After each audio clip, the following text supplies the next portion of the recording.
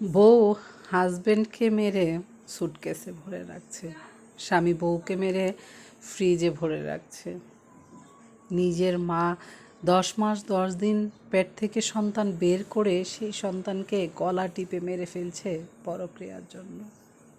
আমরা এমন একটা যুগে আছি, বিশ্বাস করব কাকে, ভালোবাসবো কাকে?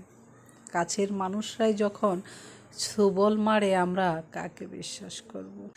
খারাপদের সাথে খারাপ হোক আর না হোক, তবে ভালো মানুষের সাথে খারাপ হচ্ছে, এটাই নিশ্চিত।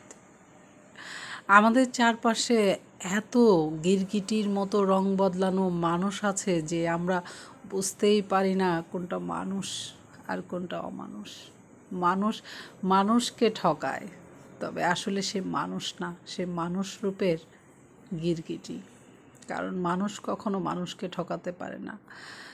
গিরগিটির মতো যারা রং বদলায়, বেঈমান, বিশ্বাসঘাতক, ওদের আসলে মানুষ বলাটা ভুল। কারণ জন্ম নিলেই হাড় মাংসে গড়া হলেই কখনো আমার মনে হয় মানুষ হওয়া যায় না।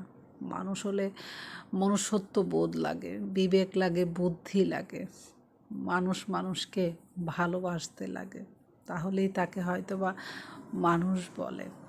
আমাদের চারপাশে এখন এমন কিছু মানুষ আছে, আপনার সঙ্গে হাসি খেলে কথা বলে আপনার বুকে বসে ছুরি মেরে ক্ষতবিক্ষত করে দিচ্ছে। তাই কাছের মানুষদের থেকে নিজেকে বেশি সাবধানে রাখতে হবে। কারণ আপনার বুকে ছুরি মারতে দূরের মানুষ আসবে না, কাছের মানুষরাই আপনাকে সুযোগ বুঝে ছুরি মেরে চলে যাবে। কারণ সবাই স্বার্থের প্রয়োজনে সবল মেরে দিবে।